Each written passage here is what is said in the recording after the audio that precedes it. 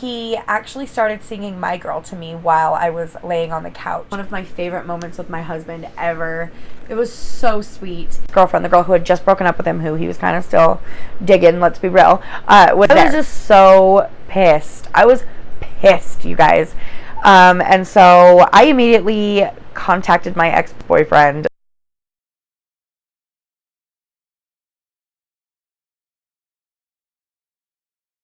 Hello, you gorgeous fucking souls. How are you guys today?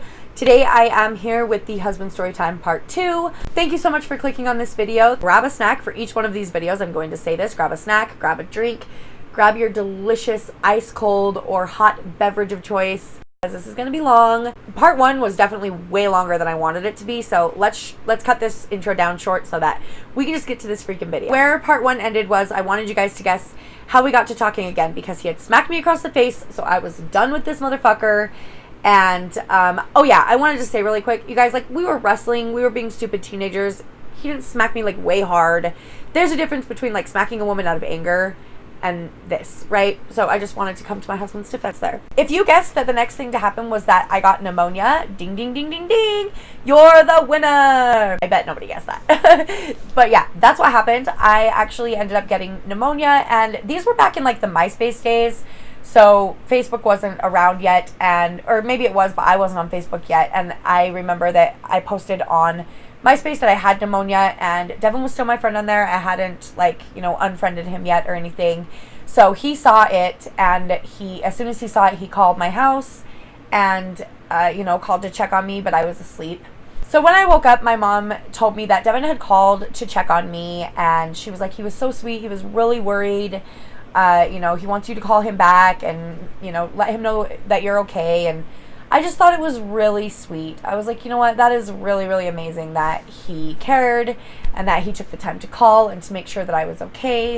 It really meant a lot to me, and so I was like, okay, and I called him back and, you know, let him know that I was okay and everything.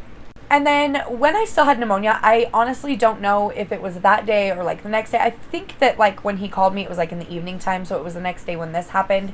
But I missed like 6 days of school. I was so sick. And he came to see me on one of the days that I was sick, and he brought me like those little like Nibs ice cream treats and like soda pop and some candy and stuff. I'm trying to remember what else he brought, but he brought me all these treats, and I was just like laying on the couch downstairs, and I like could not move. I was just so sick. I couldn't get up. And he brought me all these snacks and was just kind of visiting with me and stuff. And my mom actually reminded me of this the other day. I had forgotten that this happened, and I'm so grateful that she reminded me and that I could include it in this video. It's definitely a memory that I want to remember and something I want my kids to hear about one day. But he actually started singing My Girl to me while I was laying on the couch. And my mom said he was like stroking my hair and singing My Girl, and I cannot believe that I can't remember that. I think I was just so sick and out of it. But it caught my mom's attention. She was in the kitchen, and she was like, "Are you singing My Girl to her?" And he was like, "No," and like stopped immediately. He like got embarrassed. But I just think that that is so cute. So like he redeemed himself, right? Like pretty quick. He redeemed himself and showed that he did care and he was a genuine person, and it was just really cool. Like, nothing ever with my husband has ever felt fake. It always has been very authentic. If he does it, it's because he wants to. He is who he is, and I absolutely adore that about him. So we continued on for a few months as friends. I ended up getting back together with that Travis boyfriend of mine multiple times, but I kind of did this same song and dance of when I was with the boyfriend, I didn't really talk to Devin. When I was single, I talked to Devin a lot more, and, you know, he actually started getting really, really into a girl named, well, we'll call her, for this video, we'll call her Charity. And they were both like good Mormon kids by like on Sunday, but really they were making out all the time, you know what I mean? And he was really into her, and he would talk about like what a good kisser she was, and he would tell me about making out with her, and it like definitely did not bother me. I had a boyfriend who I was sleeping with, like, you know, like I was not like jealous necessarily. I mean, I was a little bit though. There was a part of me that was like, you know, but I didn't show him that, and I would just listen, and we just would talk about like, you know, our love lives, but like we would also talk about other things. but off and on. Like, it wasn't like we talked like every day or even multiple times a week. Sometimes we'd go weeks without talking, but we always ended up like talking again, you know, kind of just like falling back into each other's lives and chatting it up. I do remember in the midst of all this, one day he rode his bike to my house, and it's pretty far. It was definitely a long bike ride. It was far, and it was kind of hot outside, so he was like sweaty, and I thought it was really sweet that he wanted to see me so bad that he rode his bike to me. And I believe we were both single at this time, and my nephew, who you guys have seen on this channel a bunch, not on this channel, sorry, on my other channel, Peace, Love, and Fruit. That's going to take some getting used to. But yeah, on my channel, Peace, Love, and Fruit, my nephew has been in a lot of the videos. He actually went to the Dirty Heads and 311 concert with us. Anyways, he's now in high school. It's insane. He's freaking 14. It's insane. But anyways, he was a baby at the time, and him and Devin just hit it off. I remember I was babysitting Aiden, and he like fell in love with him and just completely started taking care of him, and I thought it was the cutest thing ever. It like made me adore Devin, just how quickly they bonded, and the fact that he was treating a child that was not his own, obviously, like it was his own. Like, he was just so good with him. He talked about how he wanted to be a dad, and like it just was so adorable. And they still to this day have an incredible and adorable bond, and I just so appreciate that. It was so cute how quickly he just like took to my nephew and just wanted to be best buddies with them. I remember one time he came over and we watched Romeo and Juliet, the one with Claire Danes and Leonardo DiCaprio, and we were feeling romantic vibes. Like, I know I was, and I think he was too, but we didn't act on it or anything. And that was like when I was broken up with my boyfriend, but I think he was like back and forth with that girl, so he just didn't really want to play games.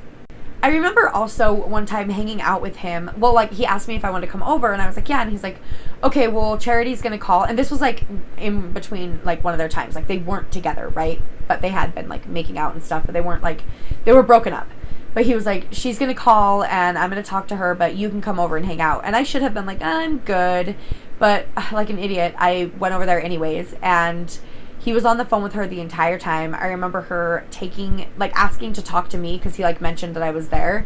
So I was talking to her, and she was just saying like, my Devin this and my Devin that, and me and Devin have plans to do this and that. And like, it was just so freaking annoying. And I was like, yeah, I don't want to talk to her anymore. And I gave the phone back to him, and I was like, I'm just gonna dip. Like, I'm just gonna go home. Like, it was kind of ridiculous. I was like, what the fuck? So he was still weird and a little backward, little weird, but yeah, I just was like, bro, like, no. Like, it wasn't even jealousy. It was just like, I'm not just gonna sit here while you talk on the phone to this girl the whole time. Like, that's not any fun for me. You heard? But then I remember distinctly, I was already broken up with my boyfriend Travis, and she broke up with him, and he was absolutely devastated. So they had like gotten back together apparently, and then she had broken up with him like for a final time, you know, and he was devastated. He was so sad. I remember he would call me and like cry, and he would like tell me that he was sad, and he was like very open about how he felt about it, which I thought was really cute. He was always just very open with me and shared things very willingly.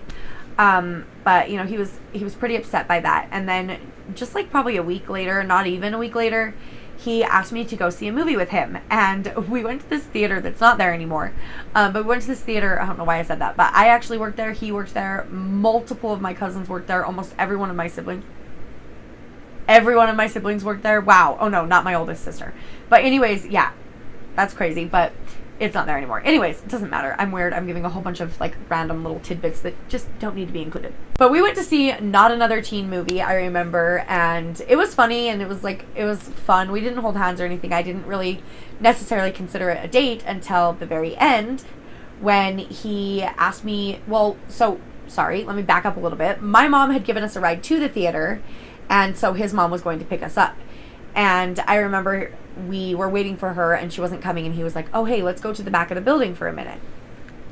And I'm like, okay. So I followed him back there, and I will never forget this moment. This is one of my favorite moments with my husband ever. It was so sweet. He grabbed my face and like pulled me in all sweetly and gave me the softest, sweetest kiss ever. Just like taking his time, no tongue. Oh my gosh. Like, melt me. Like, it was just so sweet and so heartfelt.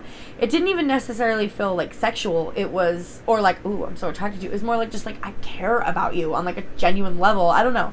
I can't explain it. It was one of the best, it was the best probably kiss of my life. Actually, there's another one later that was really good too. Devin is amazing. Anyways, sorry guys, I'm just like gushing over my husband over here, but yeah, it was just a really sweet moment. And then he's like, okay, we should go wait in the front, like for my mom. And we just waited, and she came, and it was really sweet. And then I remember the next day, like after school, he called, and we didn't have cell phones yet. But, or actually, I think I did. Yeah, by this time I had a cell phone, but he didn't. So he called my cell phone, and he was like, hey, you know, since we kissed last night, I think we should be boyfriend and girlfriend. And I remember being a little bugged by that reaction, like by him like saying it like that. Like I was like, why don't you say like, I like you a lot or something? And I deep down kind of knew that I was I was his rebound from that charity girl. But if we were real with ourselves, right? Like I got real with myself, and I was like, yeah, but he's your rebound from Travis too. So I was kind of like here for it. I was like, fuck yeah, let's use each other for a rebound, you know? You heard? Like I was like, yeah, let's do it.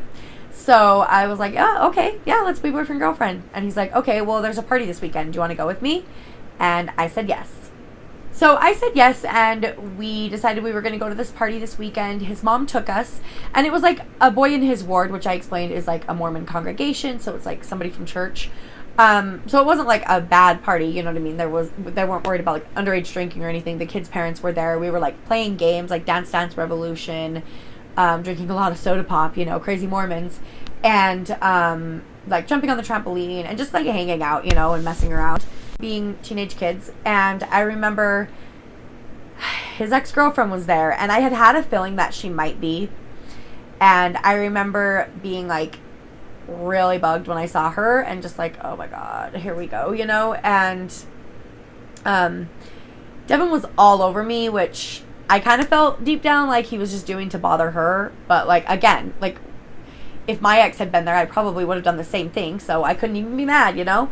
It was like an understanding that was unspoken between us that like we were just using each other for a rebound.